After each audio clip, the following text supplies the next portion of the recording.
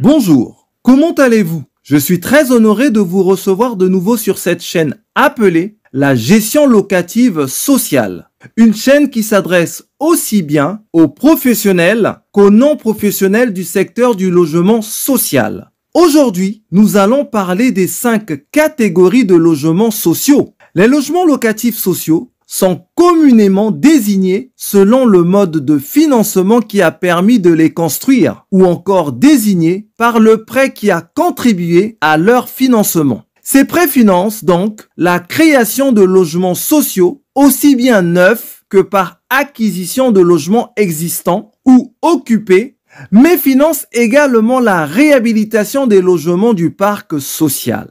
La réforme de 1977 avait mis en place un produit locatif aidé unique, le PLA, c'est-à-dire prêt locatif aidé. Quelques années plus tard, il est apparu nécessaire de différencier la gamme de prêts ou de financement. Alors, quels sont les financements offerts actuellement aux organismes de logements sociaux et à quoi ces dispositifs servent-ils?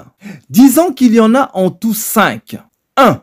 Le prêt locatif aidé d'intégration en sigle PLAI. Ce prêt finance des logements locatifs destinés à des ménages qui cumulent à la fois des difficultés économiques et des difficultés sociales. L'objectif ici est de permettre à ces personnes de se loger. En d'autres termes, les logements PLAI sont donc attribués aux locataires en situation de grande précarité.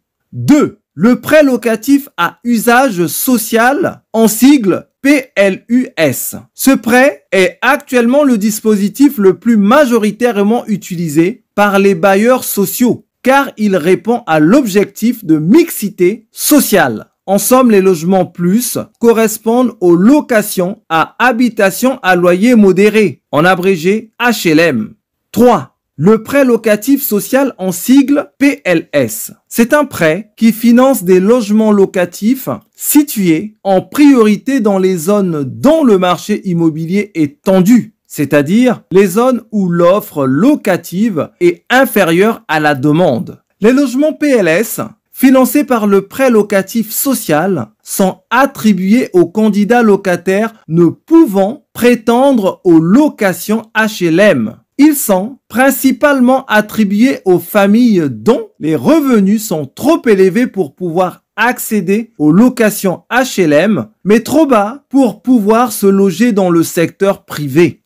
4. Le prêt locatif intermédiaire, en sigle PLI. Celui-ci peut financer l'acquisition ou la construction de logements à usage locatif, meublés ou non, ainsi que les travaux d'amélioration le cas échéant. Tout comme les logements PLS, les logements PLI, financés par le prêt locatif intermédiaire, sont également attribués aux personnes dont les revenus sont trop élevés pour pouvoir être éligibles à un logement HLM, mais trop faibles pour se loger dans le parc privé.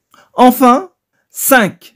La prime à l'amélioration des logements à usage locatif et à occupation sociale, en sigle PALULOS. Il est destiné à financer la réhabilitation des logements du parc social. Les prêts à l'amélioration sont donc destinés, petit a, aux travaux d'amélioration de logements HLM ordinaires ou logements foyers donnant lieu à conventionnement ou déjà conventionnés à l'aide personnalisée au logement. Petit b, aux logements HLM ordinaire ou logement foyer initialement conventionné, mais dont la convention APL a dépassé sa date de validité.